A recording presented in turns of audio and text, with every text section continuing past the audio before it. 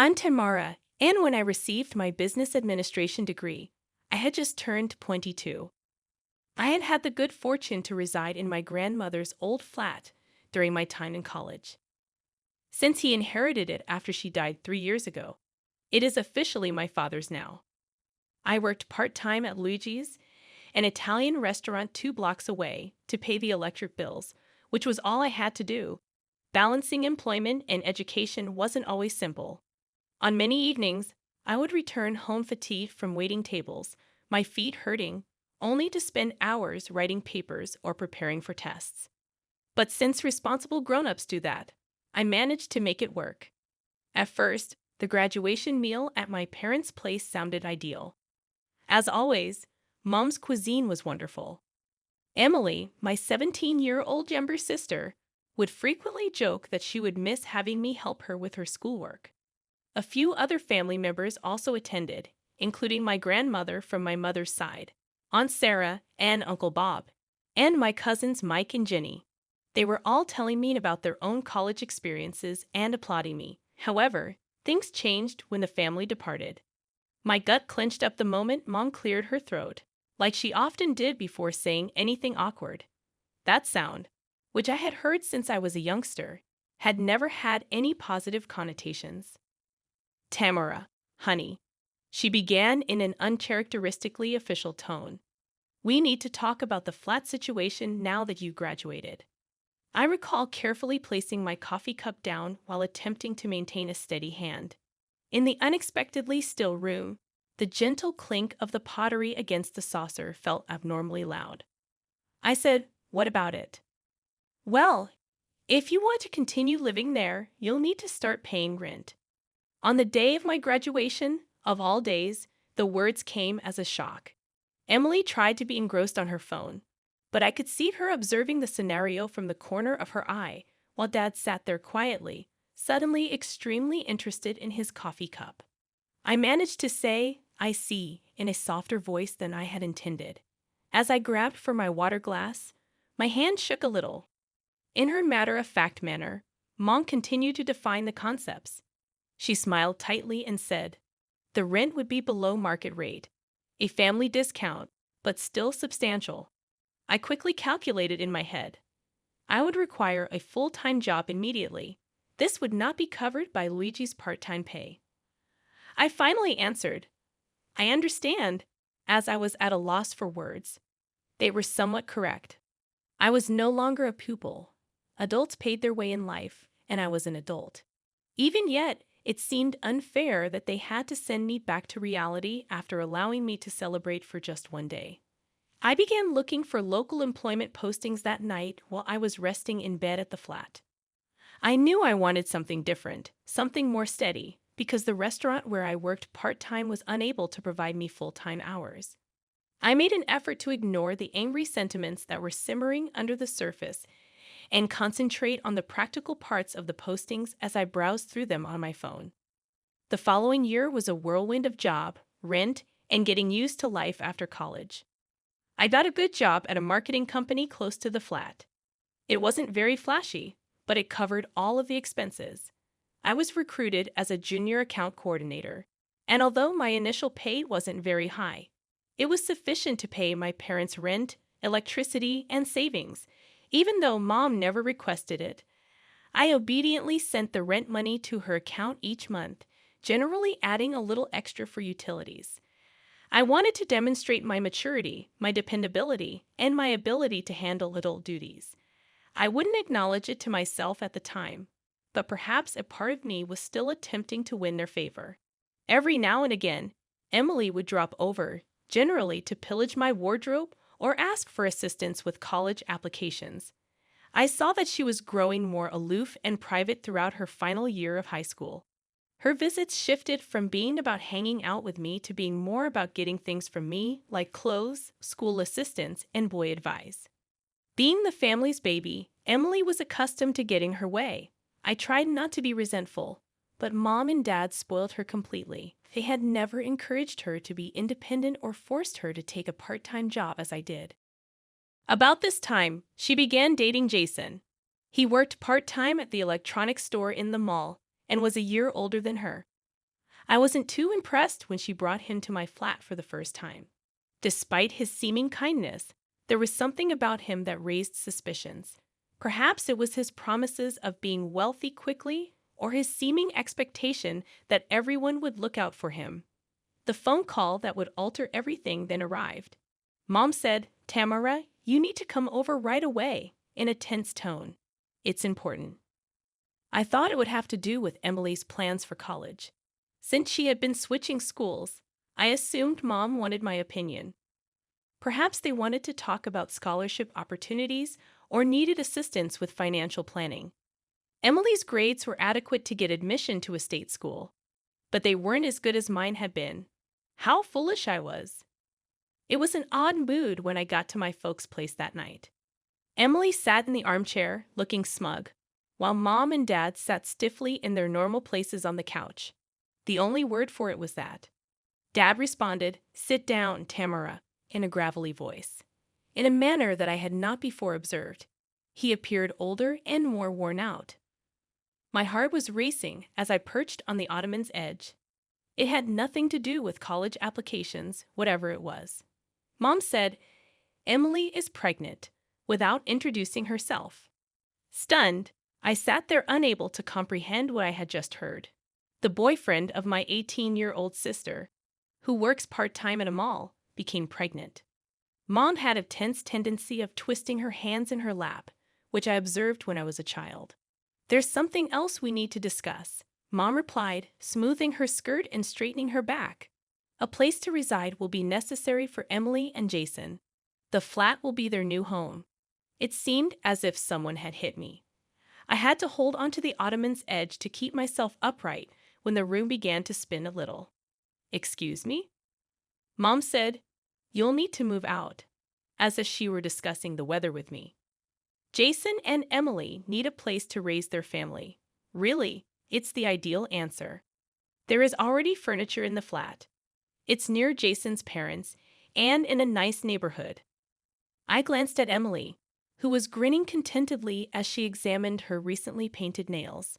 She lacked even the grace to appear uneasy about evicting her own sister from her house. I saw that, with the exception of the jumper she had borrowed last month and never returned, she was wearing my old jumper once more. I managed to respond, "I'll make time to find a new place," despite my confusion. My stomach turned at the idea of looking for a flat while working a full-time job. "A week should be enough."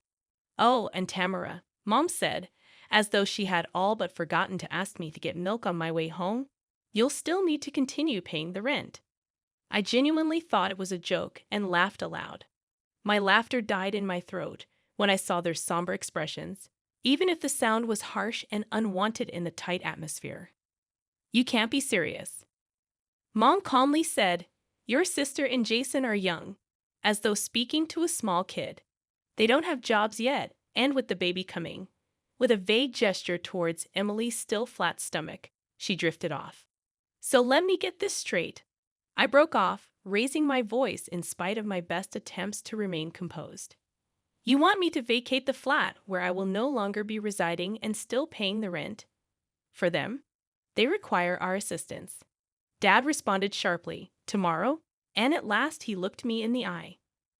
"As the older sister, it is your duty. Family supports family." "My responsibility?" With my hands shaking with rage, I got to my feet. They are grown enough to find employment and provide for themselves if they are old enough to bear children. Have they even sought full-time employment? How come you're so self-centered? Emily spoke out abruptly, tears welling up in her eyes. When she was 12 and wanted a new phone, or when she was 14 and couldn't attend a party, I had witnessed the same cries. "I will soon become a mommy." Are your niece and nephew unimportant to you? It's rather ungrateful of you. Ungrateful? I lost my temper. For the past year, I have been making rent payments. You expect me to help two perfectly capable people who put themselves into this predicament after I've been working since college. I'm not spending a dime on them. You can choose to activate this or not, but don't include me in that. Their cries of ungrateful and selfish followed me to my car as I left that residence. with a finality that seemed to mark the end of something basic. The front door banged behind me. I didn't hold off for a week. I began packing my belongings that very evening, tears running down my cheeks as I combed through 4 years' worth of memories. Luckily, I had some money saved up. It was finally going to pay off after all those additional hours of labor. Apparently, the storm has arrived, and I had been saving money for a rainy day. The following day, I signed the lease on a little studio apartment I had located across town. It wasn't as lovely as my last house. The trip to work would be longer, the bathroom required renovating, and the kitchen was small. It was mine, though. I created thorough records of everything in the flat as I was packing, classifying things according to who had paid for them. The dining table that had belonged to my grandmother, the bookcase that Dad had put together when I first moved in, and the old couch from their basement were all pieces of furniture that remained.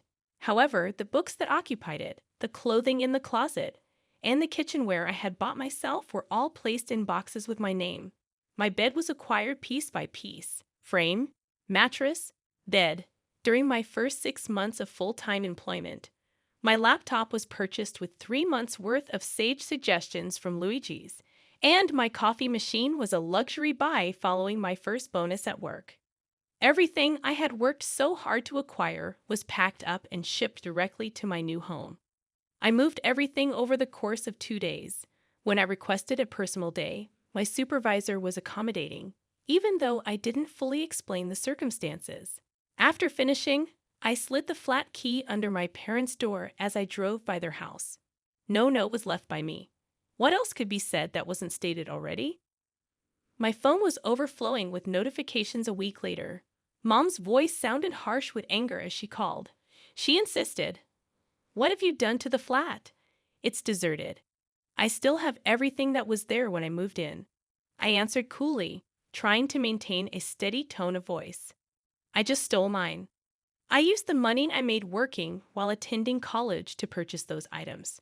Perhaps Jason and Emily could attempt the same thing." You self-centered little. The next barrage of profanities would have caused a sailor to flush. It was the first time I had ever heard my mother use such words. Before she could finish, I hung up. I sobbed for the first time since this whole thing began that night as I was sitting on my mattress in my new flat. I wept for the family I believed I had, for the sister who had become a stranger, and for the parents who had decided to support her rather than me. Above all, though, I wept for myself, for the gullible girl who believed that hard effort and moral behavior would suffice. The speed at which life can change in a single year is astounding. I became the family's oddball after being the excellent daughter. Even I was shocked by the passion with which I put myself into my task. When Sarah, my supervisor, saw how committed I was, she began to give me more responsibility. I volunteered to manage a large client's social media situation at 2 in the morning. I was available on the weekends when the office required someone to come in and get ready for a major pitch. Work became my haven, the one place where merit and hard work truly mattered. Before long, I was in charge of my own projects. I was able to start looking for a nicer flat because the promotion came with a substantial rise. Although my small studio no longer seemed so claustrophobic, I had started to have broader dreams. I started a savings account with the express purpose of accumulating money for a down payment on a home of my own someday. I would no longer be renting from relatives or other people. I learned tidbits about my relatives from social media and common connections. I had never met my nephew, but Emily had given birth to a boy. Numerous images were published online, including a little face covered in a blue blanket, chubby hands reaching for the camera, and the first smiles that were recorded and made public. While my parents paid all of their expenses, Emily and Jason were still engaged and playing house in my former flat. Then, one day, Emily's email appeared in my inbox without warning. In fact, when I saw her name, my heart skipped a beat. It said, "Hey sis," as though the previous year had never occurred and she hadn't taken part in my expulsion from my house. "I hope all is okay with you. I've heard that you've been promoted. Well done. I would be delighted to have you visit and get to know your nephew. I have no doubt that you would adore this adorable little angel. In addition, I've heard that your financial situation has improved significantly. There was always a catch with Emily, so I should have known. Before I could even comprehend the first email, the second one came in. A want list of baby things that made my credit card cry simply by glancing at it, not just any list. Premium toys that likely cost more than Jason's monthly income from his part-time job, if he still had it, a pram that cost more than my laptop, and designer clothing that cost more than my first month's rent. I pondered whether this was a prank as I sat there looking at my screen. She decided to reach out in this way after all had transpired and a year of no communication, with a shopping list rather than an apology or recognition of her actions. Are you currently employed? I replied, utterly disregarding her list. It was a sharp, purposeful query. She answered right away. Oh, everything is being handled by Mom and Dad. They provide us with spending money and pay all of our bills. Right now, Jason and I are concentrating on becoming parents. We don't need to work. You realize how vital that work is. Then the worst part arrived. In fact, we're considering having additional children in the near future. The suckers that Mom and Dad are. They really are encouraging. If we have additional children, they will need to continue to support us. And we also want a lavish wedding. Nothing inexpensive. Everything will be covered by those elderly idiots. After reading Emily's email 3 times, my contempt increased with each reading. In order to keep the gravy train going, my little sister had changed into someone I didn't recognize. Someone who was preparing to have more kids and calling our parents old fools while gleefully stealing their money. I didn't respond. How could I respond? Congratulations on your ability to manipulate others. How are things going for you as a professional gold digger? I attempted to ignore it by shutting off my laptop, but the thought kept coming back to me. Those old fools will pay for everything. However, destiny had other ideas. A few months later, a number I hadn't seen in more than a year called on my phone. Mom's. Something forced me to answer when I nearly didn't. Tamara, she said, her tone altered in some way, weary, dejected. We must speak. Would you be able to visit? Perhaps I was curious, or perhaps I still harbored hopes for reconciliation. For whatever reason, I ended up spending the evening driving to my folks' place. Now the familiar streets felt uncanny, like you were going to a destination you've only ever dreamed of. They appeared older than I had recalled. Mom's face acquired more creases, while Dad's hair had more gray. Long days and restless nights were symbolized by the dark circles beneath their eyes. Even though they were sitting on their comfortable couch, their posture conveyed a sense of failure. Without introducing himself, Dad replied in a scratchy, tired voice, "We've been taking extra shifts, putting in extra hours to support Jason and your sister." I remained silent and waited. In the quiet, the wall clock ticked away loudly. My heart sank when Mom went on, "We know you're doing well at your job. There would be no apologies for this. This was supposed to be an additional requirement. We believe it's time for you to assist in supporting your sister as well." I was unable to resist. I laughed, a true chuckle of utter incredulity. The 2 quiet house's walls reflected the sound. "What do you want me to do?" Mom leaned forward and demanded, "Your sister can't work right now. She needs to look after the baby. It is a full-time position." "How about Jason? He must also assist with the infant." I turned to face them, these individuals who had brought me up, who had instilled in me the values of hard work and responsibility, who had encouraged me to work part-time while attending college and earn decent marks. They sat here now, offering justifications for 2 competent adults who refused to provide for themselves. "Let me clarify," I said slowly, pronouncing each syllable precisely. "You're putting in extra hours to help my sister and her fiancé, who both have the capacity to work but opt out, and now you want me to encourage their indolence as well." Dad's face flushed.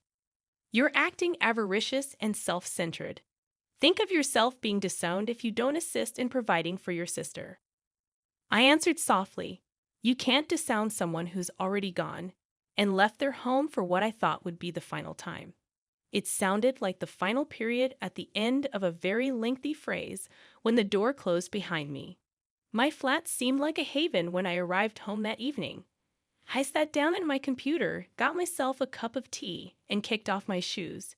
When I opened my email, my hands were steady, and I saw Emily's letter from months ago, in which she boasted about controlling our parents, referred to them as old idiots, and described her strategy to escape work by having more kids. My cursor lingered on the advance button while I gazed at it for a while. A part of me thought I was breaching a trust, but then I recalled how long ago Emily had violated our parents' confidence. I sent the email to Mom without adding a note or an explanation. The unvarnished truth can sometimes have greater impact than any remark. My phone rang a week after Mom didn't answer. The family's unofficial news source had always been Mom's sister, Aunt Sarah. With a voice full of family rumors, she declared, "You won't believe what happened." She was likely still wearing her nursing scrubs from her hospital job, and I could see her sitting in the kitchen with her phone glued to her ear. "Emily was evicted from the flat by your parents." I almost spilt my coffee. What? Apparently, there was a big altercation. Your mother discovered that Emily had been making fun of them behind their backs with the intention of exploiting them. They informed her and Jason that they would not be receiving any more money and asked them to leave. I listened as Aunt Sarah described the intense confrontation, how Jason had stood there helplessly, like a deer in headlights, how Emily had yelled and wept, using all of her typical dramatic devices, and how Dad had finally put his foot down and given them 3 days to go. Mom had been oddly composed. Aunt Sarah said, only saying, "We've been played for fools long enough." I wasn't shocked when Emily's number appeared on my phone after I hung up. I was able to foresee the topic of discussion before it began. Her voice was heavy with tears as she said, "Tamara," the same phony sobbing she'd been doing since we were young. "Is it possible for us to remain with you till we resolve our differences? We have nothing else to go, so please." I firmly responded, "No," astonished at how effortless it was to utter just one word. She said, "You're just like Mom and Dad. All of you are so self-centered. We're related. Family does not take advantage of family." Before she could counter, I murmured softly, "Family doesn't exploit family," and hung up. I later learned that Emily, Jason, and the infant had moved in with his parents through family rumors. It seems that his mother was a stern, no-nonsense woman who valued duty and harsh love. She was the type of mom who didn't put up with manipulation or freeloading. Emily was miserable, Aunt Sarah said. Her mother-in-law forced her to help out around the house, stick to a rigid schedule, and raise her child herself rather than letting others raise him. She had to help out around the house, cook, and do the washing. Emily cried all day long about how unfair everything was and how no one could relate to how difficult her life was. Life tends to come full circle. My birthday was a few weeks earlier, and I was celebrating with friends at my apartment. Not the small studio anymore, but a lovely 2-bedroom home that I had purchased with my strong credit and funds. Nothing spectacular, just nice food and wonderful company, so I had invited a small party around for dinner and drinks. During dessert, a courier brought me a gift when the doorbell rang. My heart skipped a beat when I saw the return address. My parents gave it to me. There was a silver picture frame within, tasteful but unobtrusive. I knew right away. It was the type of item I had once casually eyed while out shopping with Mom years prior. I had remarked on how lovely my college diploma was and had been searching for something to show it on, but the cost had been much above my means at the time. It came with a note that said, "We apologize. You are missed. We want to chat when you're ready." In addition to Dad's signature, Mom's handwriting was used. Just 9 words, no obligations, no guilt trips. After placing the frame on my coffee table, I gazed at it for a while. I was genuinely at a loss for words when my pals inquired about my well-being. How can a silver frame seem like a sword and an olive branch at the same time? 2 weeks have passed since then. I still have the card posted to my refrigerator and the frame on my coffee table. They serve as daily reminders of both what I've lost and what may yet be redeemed. I have yet to give them a call. I still feel the pain, a dull aching that comes back as I remember everything that happened. Family members give me tidbits about Emily. She continues to whine about having to obey rules and complete tasks while living with Jason's parents. Her mother-in-law insists that Jason continue working full-time at a nearby warehouse and forces her to assist with cooking and cleaning. If they ever choose to live independently, they will need to save money and help with home expenditures. I have a secret hope that this experience will help Emily mature. We inculcate in her the principles that our parents were unable to teach us.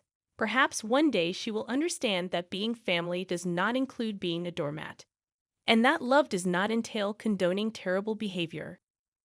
Perhaps she will come to understand that responsibility comes before privileges, and that respect must be earned rather than demanded.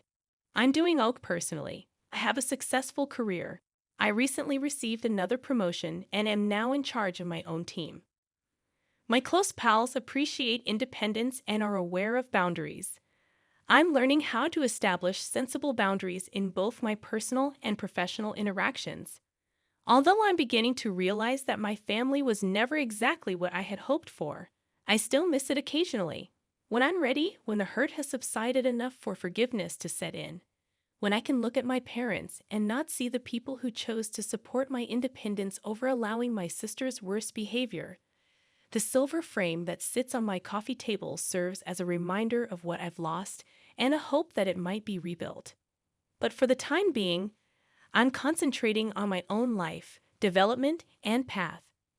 With the items I've selected and earned, my flat is gradually turning into a home. Next month, I'm organizing my first actual trip since college. I'm considering acquiring a dog. Little steps in the direction of creating the life I choose rather than the one that others have attempted to impose upon me. I never imagined that I would be telling this story, but now that I am 30 years old, I am at last prepared to do so. When I was 13 years old, my life took a drastic turn. My name is Erica. We were a typical family back then, consisting of just Mom, Dad, and me residing in our comfortable home on Maple Street. Mom was a part-time bookkeeper, and Dad was a construction worker. Despite our lack of wealth, we were content. When Dad got into his accident, everything fell apart. On a typical Tuesday morning, he was on his way to work 1 minute, and then, well, he was gone suddenly. Mom broke down. Fell apart completely. She would stare at nothing for hours on end, so I quickly had to learn how to take care of myself. About 6 months after Dad's death, she told me one evening, "Erica, honey, I need to tell you something important." As usual, when she was anxious, she was fidgeting with her coffee cup while seated at our kitchen table. "I have a new acquaintance. Robert is his name, and he brings me joy once more. Really, I should have anticipated it." The enigmatic errands she had to run, the late-night phone calls, and her sudden concern for her appearance. But when she told me Robert would be moving in with us, along with his 6-year-old daughter Sarah, it still felt like a punch to the gut. "But Mom," I protested, "it's only been 6 months since Dad." "I know, sweetie," she cut me off, her voice taking on that stern tone I started hearing more often, but life goes on. "Robert is a good man, and Sarah needs a mother figure. We can be a family again." A family. That's what she called it when Robert moved in 2 weeks later, bringing boxes of his stuff and his daughter, who looked at our house like it was some kind of fairy tale castle. Sarah was this tiny thing with blonde pigtails and big blue eyes, exactly the kind of cute little girl my mom had always wanted. "Look at her, Erica," Mom would say, watching Sarah color or play with her dolls. "Isn't she precious? She needs so much love and attention at this age." Yeah, she needed attention, and my mom was more than happy to give it. All of it, every last bit she had, which apparently left nothing for me. I watched as my mother transformed herself into the perfect stepmother for Sarah, while I became invisible. The first time I really understood how things would be was during dinner about a week after they moved in. Robert's mother had come over. This woman who would become the bane of my existence. She took one look at me and said, "Oh, what a big girl you are."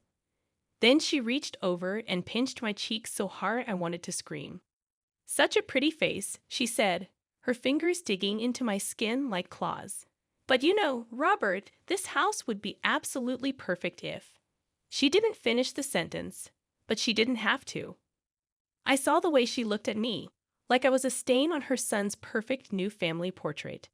That night, I found bruises on my cheeks where she pinched me. But when I tried to show Mom, she just shook her head. Life settled into a routine, but not one I was part of. Mom, Robert, and Sarah became this perfect little unit, always doing things together, going to the park, having movie nights, or just sitting around the dinner table laughing at Sarah's silly jokes. Meanwhile, I got shipped off to Mom's friend Janet's house more and more often. "Erica, honey," Mom would say, not quite meeting my eyes, "Janet needs help with little Emily today. You don't mind, do you?" So off I'd go to Janet's house, where at least someone seemed happy to see me.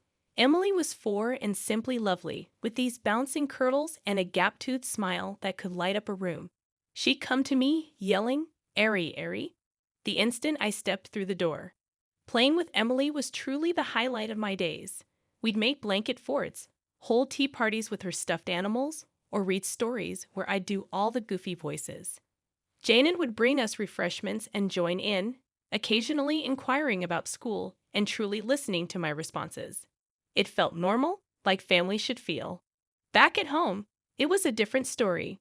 Robert's mother, Mrs. Henderson, had nearly moved in, or at least it felt that way. She was usually there, moving furniture, critiquing the drapes, recommending new paint colors. And Mom immediately leaped to make every adjustment she recommended. "These walls should be eggshell, not cream," she'd remark. And next thing you know, Mom would be in the hardware store picking out paint samples. "The living room furniture needs to be rearranged for better flow," she'd say. And Mom would spend all weekend hauling big stuff around. But her favorite activity was still taunting me. She'd hold my cheeks between her thin fingers, pressing till I felt my skin would burst. "Still not holding your fork properly, I see," she'd add, pressing harder. "Poor table manners, really? Your mother ought to have given you greater instruction." Or she might see me on the couch reading. "Take a look at how slouched she is. It makes sense why she has such bad posture. A pinch, you'll never catch my Sarah sitting like that." Robert, in his own way, was as awful. He would blow up if I dropped a plate or knocked over a glass while cleaning the dishes. "Do you know how much that cost?" His cheeks would flush as he screamed. "You don't, of course. Have you never in your life earned a single dollar? Simply live off my labor as a freeloader." I would murmur, "I'm sorry," while attempting to fix whatever I had damaged. "Sorry doesn't replace things, does it?" He would go on. "You live in my home, eat my food, and wear clothing that I buy. What do you contribute? Nothing. Simply cause chaos and break things." Every time anything similar occurred, I would turn to Mom in the hopes that she would say something, anything at all.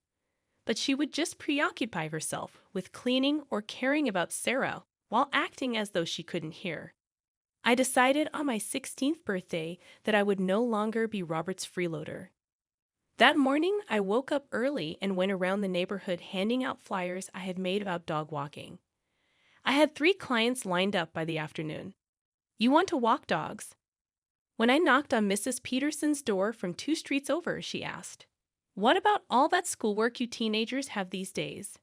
I told her, I can manage both, trying to come across as more assured than I actually was. I received good grades. I handle animals with extreme caution. Despite her doubtful expression, she gave over the leash of her golden retriever. "All right, let's try it. Every day after school, Max needs to go for a walk. $10 for each stroll." And it was only the start.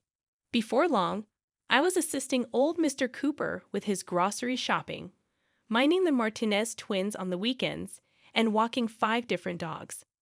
I had been babysitting Emily for free all this time. so it seemed strange when Janet finally employed me as her after-school nanny. Anyway, I saved every dollar, didn't spend a cent on candy or movies, or any of the things other kids my age bought. 3 months later, I had enough money to purchase the smartphone of my dreams. It was a simple model on sale, nothing special, but it was mine. The day I took it home, I couldn't stop smiling. I had something that was just mine, that nobody could say they paid for. I was setting up the phone in my room when Sarah barged in without knocking, as usual. "What's that?" she asked, pointing at my phone. She was 9 now and had gotten into the habit of desiring everything she saw. "It's my new phone," I responded, attempting to keep my voice neutral. "I bought it with money from my jobs." Sarah's eyes became wide. "But I want a phone." "Daddy." She ran downstairs and screamed for Robert before I could stop her. My stomach fell when I heard his heavy footsteps on the stairs. He said, "What's wrong, princess?" from my doorway. "Erica has a phone, and I want it." Sarah moaned, pointing at me accusingly. The thought of what transpired next still makes my blood boil. Robert approached, took the phone out of my hands, and handed it to Sarah without saying a word. He told her, "Daddy's got you covered, sweetheart," utterly disregarding me. I was so furious that my vision was blurry. I told my English teacher, Mrs. Collins, everything about the phone, Robert's persistent taunting, and Mom's lack of interest the following day at school. After giving me a silent ear, she led me to the principal's office. Mom was called in by that afternoon. I heard rising shouts even though I wasn't there at the meeting. Mom had my phone in her hand when she walked out, but her face was crimson with rage. Without glancing at me, she threw it at me. She said, "Here," with her jaws clenched. "I hope you're happy now." Mom arrived to my room that evening after Sarah had been crying for hours about losing her phone. "How dare you?" she yelled. "How could you go behind our backs like that? How humiliating was that, do you know? All you are is a traitor." She didn't speak to me again for 2 weeks after that. Both she and Robert acted as though I didn't exist, talking around me and passing by like I didn't exist. They wouldn't even acknowledge me when they passed dishes past me during dinner. The 2 years that went by were essentially the same. Me working at my jobs, trying to stay focused on my studies, and keeping my head down at home. Knowing that education was my ticket out, I threw myself into my studies. I applied for every scholarship I could find when my senior year rolled around. I was so anxious that I almost puked on the day the letter from State College came. My hands were shaking so much that I could hardly tear the envelope, so I waited until I was by myself in my room before opening it. "Greetings, Miss Thompson. We're happy to let you know. It took me 3 readings before it finally clicked. Complete scholarship." I was receiving a full scholarship from them. I had succeeded. I wouldn't need to ask Robert for money because I was going to college. Like an idiot, I thought maybe this would make them proud. Maybe this would finally make Mom notice me again. I waited until supper that night, when everyone was gathered around the table. "Mom, Robert, I have some good news." I continued, my pulse thumping. I was accepted to State College. "What?" Robert's fork clattered on his plate. "You didn't tell me you applied to college. Living in my home, eating my food, and making decisions like this behind my back. Who do you think you are?" As I attempted to clarify. "But it's a full scholarship. You won't have to pay anything." "Dan right, I wouldn't pay anything," he yelled. "Not a single cent for an ungrateful freeloader like you, always sneaking around, always plotting something." I glanced at Mom urgently. She was staring at her plate, pushing food around with her fork. "Mom," I begged, "please speak up. What's stopping you from defending me?" When she did look up, her eyes were icy. "Why ought I to? You've never treated this family with any deference. Robert has never been accepted by you. You have only attempted to ruin my marriage from the beginning. Respect." I felt something shatter inside me. All the years of hurt and anger came pouring out. Respect him. He's a bully and a terrible person. Nothing is worthy of respect. The slap came out of nowhere. 1 second, I was standing there, shaking with anger. The next, my cheek was stinging, and Mom was standing in front of me, her hand still raised. "Get out," she whispered.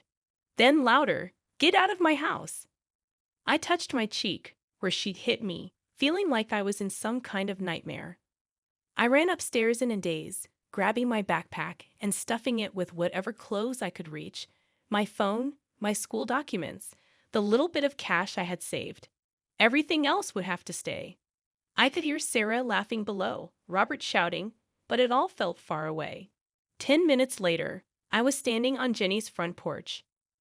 Jenny from my biology class, the only person I could think to contact. When she answered the door and saw my face, saw the backpack, and the tears I hadn't even aware were pouring, she didn't ask any questions. She simply took me inside and held me. I was sitting in Jenny's kitchen, dressed about how I'd handle college while being virtually homeless, when her Aunt Maria stepped in. "So, you're the girl Jenny's been telling me about," she said, eyeing me up and down. "Need a job." It turns out that Maria had an empty studio apartment above her small downtown Italian restaurant. She offered me free meals, flexible scheduling around my classes, and half the rent before I realized what was going on. As if it were inconsequential, she stated, "The flat needs some work, but it's clean and safe." I learned everything I could about the industry while working as a waitress. Maria taught me things I would never have learned in my undergraduate business lectures. She was fair but firm. "Watch how that table keeps sending food back," she would add. For this reason, we record every compliment and every grievance. In our business, details are crucial. The flat was little, just enough space for a bed and a small refrigerator. But it belonged to me. No, Robert isn't shouting at freeloaders. No, Sarah didn't knock before entering. Not the scrutinizing gaze of Mrs. Henderson. Just a place of my own where I could sleep, study, and at last take a breath.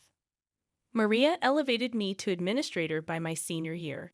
I finished with my business degree on a Saturday and was back at work Monday morning, now handling schedules, inventories, and staff management. "You've got a gift for this," Maria assured me. 2 years later, after I'd worked my way up to manager, she was sitting in her office, looking exhausted but content. "Jenny tells me you two have been talking about partnership." I moved anxiously in my chair. "We've discussed it." "Good," she interrupted. "I'm going to retire. Jenny will get the restaurant, but she needs someone who is well-versed in this industry, someone similar to you." My heart almost stopped. "Are you saying?" "You two ought to manage this place together, in my opinion. Equal partners. She has the passion. You have the experience. May make a potent mix." I spent the entire night discussing it with Jenny. She had ideas for updating the menu and growing the business, and I had all the money I could spare from the previous several years. She said, "We could do this," with enthusiasm shining in her eyes. "Please, Erica, do this. Take it as our own." So we did. I gave it my all, and together we transformed Maria's classic Italian eatery into something that was exclusively ours. For years after that, we opened our second location across town. Sometimes, wandering around our restaurants, watching things work well, I'd wonder about my family. 11 years had gone since the night Mom smacked me and sent me out. They were still in the city. I knew that much from periodic glimpses of Sarah's social media posts, but we lived in separate worlds today. One day, Jenny and I were in our office above the downtown site, surrounded by spreadsheets and growth plans, when we heard the party arrive downstairs. "Sounds like the engagement party's here," Jenny commented, gazing over the booking calendar. 50 people should be a good night. We had this tradition, something we started when we first took over the restaurant. We would approach customers, ask for their opinions, and make them feel valued. It was among the characteristics that distinguished us from other locations. "I'll go check on them," I said, putting on my name badge and putting on my branded jacket. "You finish up with those vendor contracts." As I made my way downstairs, I could hear more laughter and clinking glasses. A large gathering like this could result in more event bookings and possibly repeat business. I put on my best business smile and straightened my badge. Then I caught sight of them. My mother was seated at the head table, her hair groomed as usual but grayer than I remembered. Next to her stood Robert, who oddly looked the same but older. And Sarah? Sarah was holding hands with a man in a fancy suit while wearing a glittering dress. The engagement celebration for my sister. I considered turning around for a moment, but before I could do so, Mom's eyes locked with mine, and I felt the realization. "Well, look who it is," she said loudly, making heads turn. "Our waitress for the evening." Robert's features contorted into that familiar smirk. 30 years old and still serving tables. Can't say I'm surprised. I started to say something, but Mom interrupted. She remarked, "I always knew you'd end up like this," with a tone of satisfaction in her voice. "Take a look at your sister. College graduate, economist, getting married to a wonderful man, and you, still accepting orders while sporting a name tag." Sarah giggled, squeezing her fiancé's hand. "Maybe she'll do our dishes tonight, right, Daddy? Show us her unique abilities. And the floors." Robert stood up, staggering slightly. He must have been drinking. "In fact, let's give her something to clean up right now." It went by so quickly. He snatched a salad dish from the table and threw it on the ground. The crash made everyone jump. I felt a searing sting on my face and reached up to touch it. My fingers came away crimson. Robert grinned and looked at the blood streaming down my cheeks. "Oops," he said. "Better get a mop, waitress." As I stood there, I could feel the scorching blood seeping down my cheek. 11 years of hurt and rage were boiling up, and I was ready to release everything I'd ever wanted to say to them. However, Jenny's voice broke the tension before I could say anything. "I believe this situation requires immediate attention," she said, walking up with the calm authority she learned from her Aunt Maria. She was holding our service agreement, bound in leather with our restaurant's gold and brass logo. Jenny spoke to the room after clearing her throat.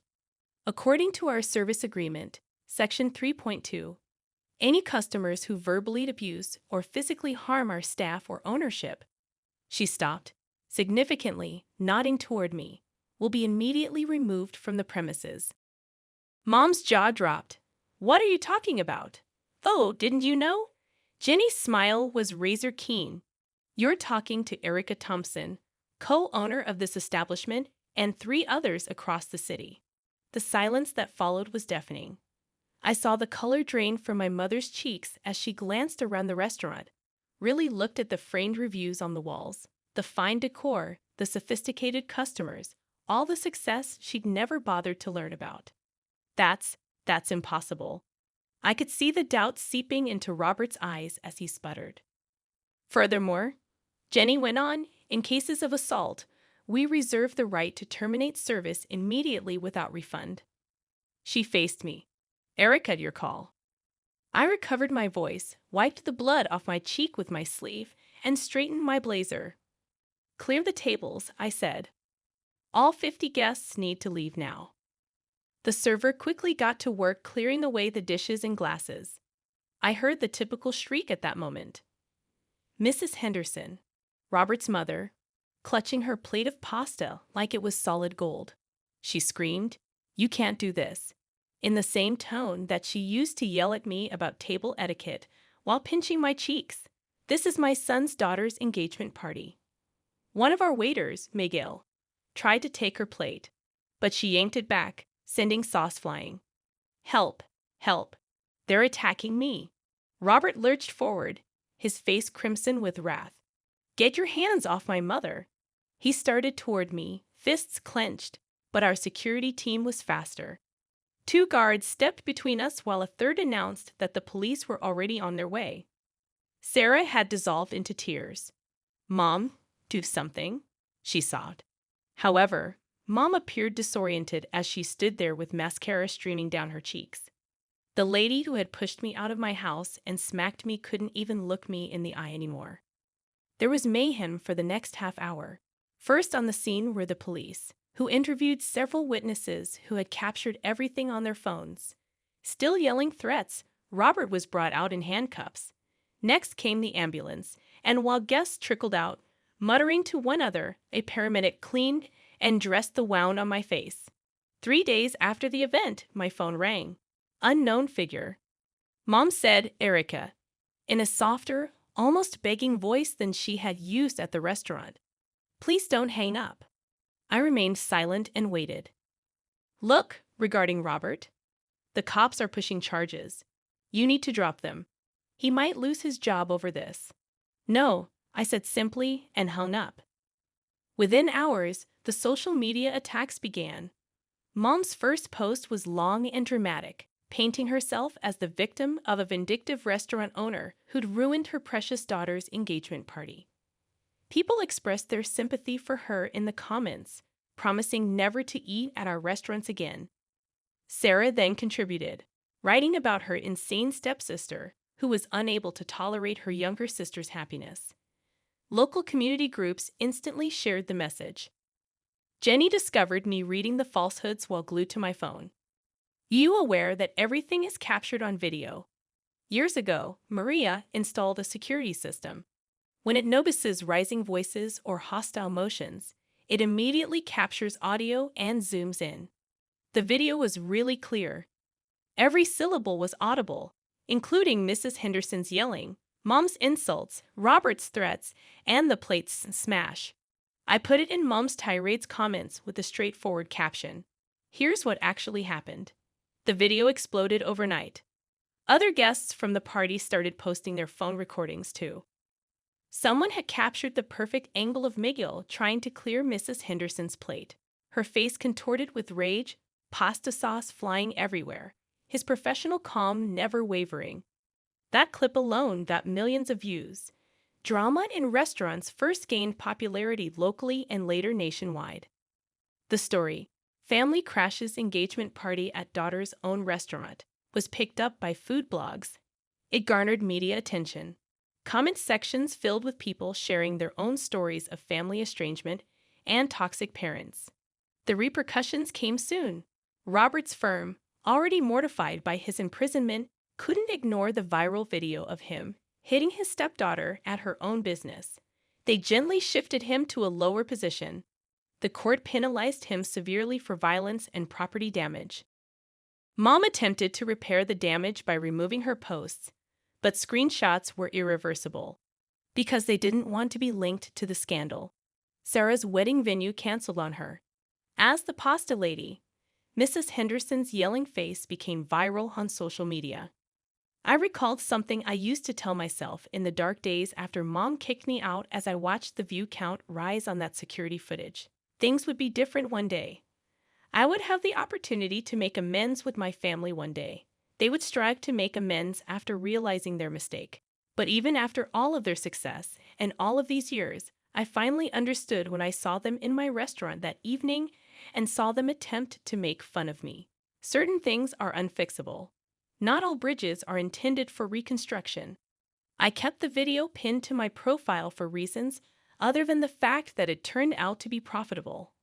I left it there to serve as a reminder to myself and others that sometimes forgiveness and reunion aren't the key to a happy ending. Accepting that it's acceptable to go and never turn around is sometimes necessary.